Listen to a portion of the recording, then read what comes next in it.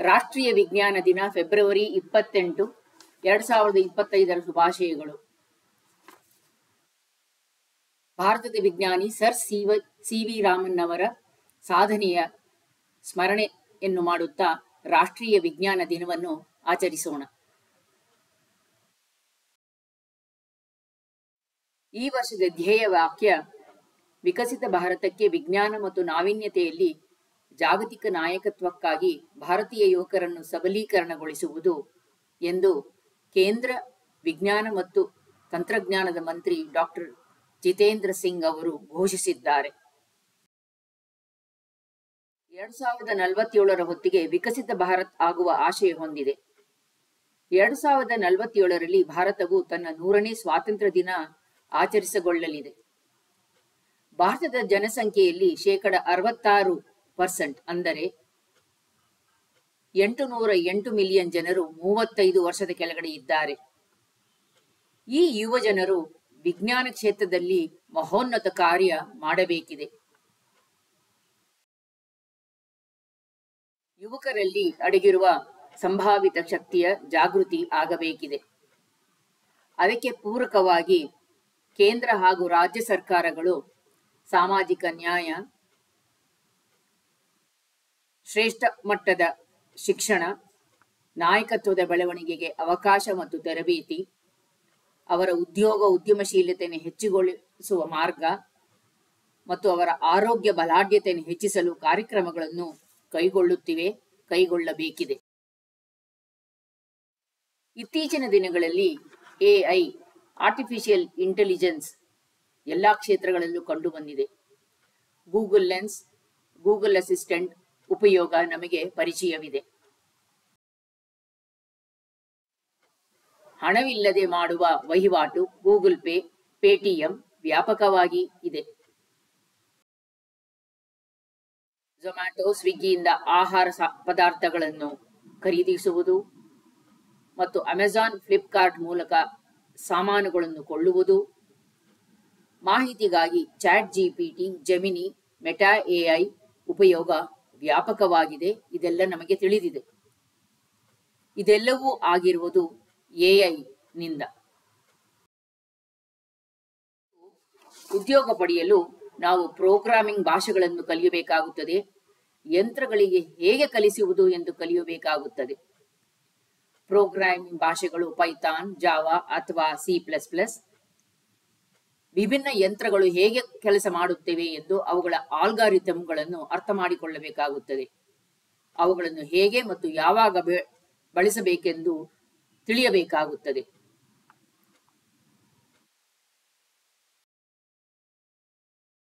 ಅನೇಕ ದುರುಪಯೋಗಗಳು ಆಗಿವೆ.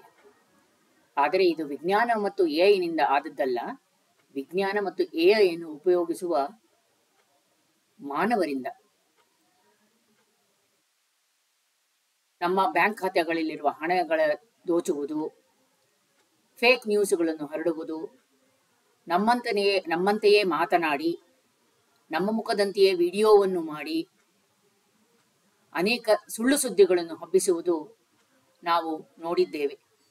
ಇದರ ಬಗ್ಗೆ ನಾವೆಲ್ಲ ಎಚ್ಚರದಿಂದಿರಬೇಕು. ಯಾವುದೇ ಒಂದು ವಿಜ್ಞಾನ ಮತ್ತು ತಂತ್ರಜ್ಞಾನ ಬಳಸುವ ಮಾನವರು ಇದರ ದುರುಪಯೋಗದ ಬಗ್ಗೆ ಅತ್ಯಂತ ಜಾಗರೂಕತೆಯಿಂದ ಇರಬೇಕಾಗುತ್ತದೆ. ಎಐಗೂ ವಿಜ್ಞಾನಕ್ಕೂ ಏನು ವ್ಯತ್ಯಾಸ ತಿಳಿಯೋಣ ಬನ್ನಿ.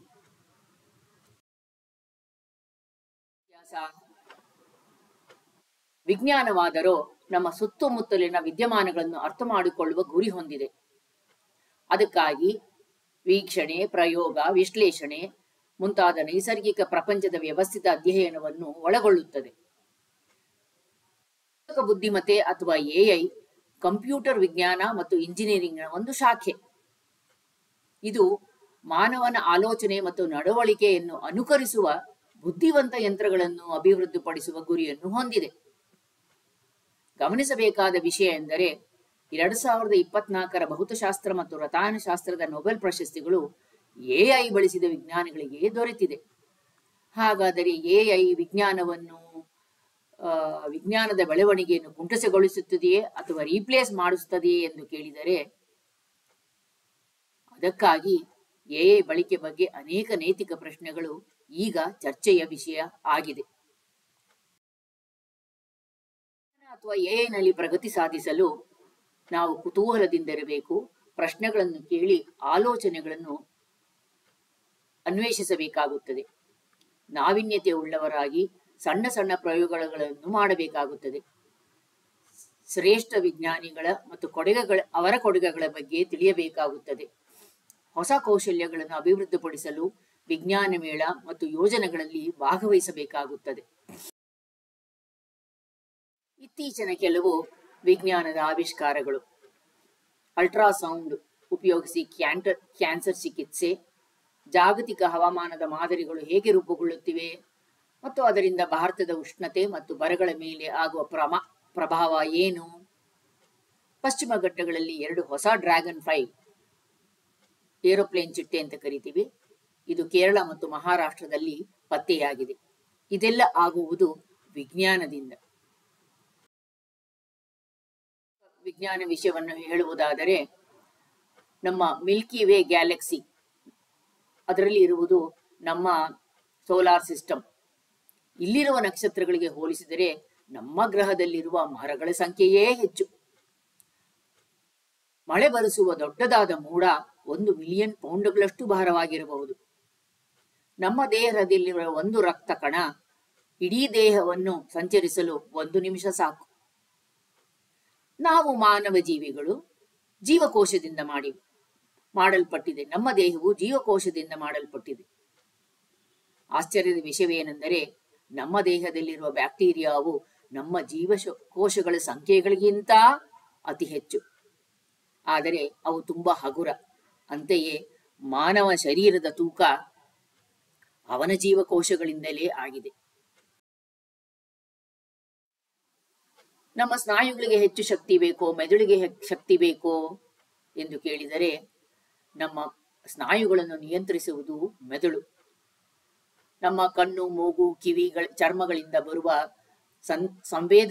ಸಂವೇದಗಳನ್ನು ಸಂಸ್ಕರಿಸಿ ಅದಕ್ಕೆ ಪ್ರತಿಕ್ರಿಯೆ ಕೊಡುವುದು ನಮ್ಮ ಮೆದುಳಲ್ಲವೇ? ಅಂತೆಯೇ ಮೆದುಳಿಗೆ ಹೆಚ್ಚು ಶಕ್ತಿ ಬೇಕು. ಆಮ್ಲಜನಕವು ಸಸ್ಯಗಳು ಉತ್ಪಾದಿಸುತ್ತವೆ ಎಂದು ಕೇಳಿದ್ದೇವೆ. ಆದರೆ ಸಾಗರದಲ್ಲಿ ಇರುವ ಸಸ್ಯ ಆಧಾರಿತ ಸಮುದ್ರ ಜೀವಿಗಳು ಭೂಮಿಯ ಮೇಲಿನ ಹೆಚ್ಚಿನ ಆಮ್ಲಜನಕವನ್ನು ಉತ್ಪಾದಿಸಲು ಕಾರಣವಾಗಿದೆ. ನೀವು ದಿನಕ್ಕೆ ಎಷ್ಟು ಮೈಲಿ ಪ್ರಯಾಣಿಸುತ್ತೀರಿ? 8 kilometre, 10 kilometre. ಆದರೆ ಕೂತಲ್ಲೇ ನಾವು ಭೂಮಿ ಮೇಲಿರುವುದರಿಂದ ಪ್ರತಿದಿನವೂ 2 ಮಿಲಿಯನ್ ಕಿಲೋಮೀಟರ್ ಪ್ರಯಾಣಿಸುತ್ತಿದ್ದೇವೆ. ನಮ್ಮ ಭೂಮಿ 1,07,000 ಕಿಲೋಮೀಟರ್ ಪ್ರತಿ ಗಂಟೆಗೂ ಸೂರ್ಯನ ಸುತ್ತ ಕ್ರಮಿಸುತ್ತದೆ. ಮೆಟ್ರೋ ರೈಲುಗಳು, ಕಂಪ್ಯೂಟರ್ಗಳ ಬಳಕೆ, ಫೈಟರ್ ಪ್ಲೇನ್ಗಳ ಬಳಕೆ, ಆಟೋ ಕಾರುಗಳು ಅತಿ ಹೆಚ್ಚಿನ ಸಂಖ್ಯೆಯಲ್ಲಿ ಆಗುತ್ತಿರುವುದನ್ನು ನಾವು ನೋಡುತ್ತಿದ್ದೇವೆ. ಆದರೆ ಇವುಗಳಲ್ಲಿನ ಬಹಳಷ್ಟು ಯಂತ್ರಗಳು ನಮ್ಮ ದೇಶದಲ್ಲಿ ತಯಾರಾಗುತ್ತಿಲ್ಲ. ಬಹಳಷ್ಟು ಆಮದು ಮಾಡಿಕೊಳ್ಳುತ್ತಿದ್ದೇವೆ. ಬದಲಾಗುತ್ತಿರುವ ಜಾಗತಿಕ ರಾಜಕೀಯ ಬೆಳವಣಿಗೆಯಲ್ಲಿ ಇಂತಹ ಸಾಮಗ್ರಿಗಳು ಕೆಲವೊಮ್ಮೆ ದೊರಕದೆಯೂ ಇರಬಹುದು, ಅಥವಾ ಅತಿ ಹೆಚ್ಚು ಬೆಲೆ ಕೊಟ್ಟು ಕೊಂಡುಕೊಳ್ಳಬೇಕಾಗುವುದು. ಆದ್ದರಿಂದ ಮೇಕ್ ಇನ್ ಇಂಡಿಯಾ ಸಾಕ್ಷಾತ್ಕಾರವಾಗಬೇಕಾದರೆ metro engine, computer chip, fighter plane, auto car, ಜೈವಿಕ ವಿಜ್ಞಾನಕ್ಕೆ ಸಂಬಂಧಪಟ್ಟ ಉತ್ಪಾದನೆಗಳು ನಮ್ಮ ದೇಶದಲ್ಲಿಯೇ ಆಗುವಂತೆ ಸಕ್ಷಮವಾಗಿ ಯುವಕರಲ್ಲಿ ನಾವು ಜಾಗೃತಿ ಮೂಡಿಸಬೇಕಾಗುತ್ತದೆ. ನಮ್ಮ ಕೆಲಸಗಳಲ್ಲಿ ಕ್ಷಮತೆಯನ್ನು ಹೆಚ್ಚಿಸಿಕೊಳ್ಳಬೇಕಾಗುತ್ತದೆ.